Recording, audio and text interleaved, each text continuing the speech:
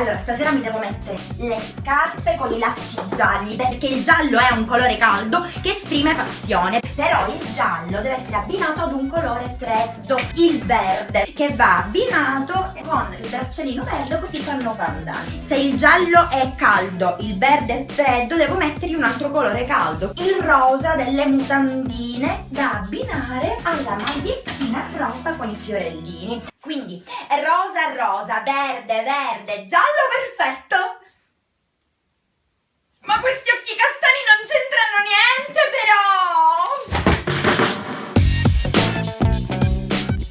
3, 2, 1, sai! Amore, sono pronto! Ta-da!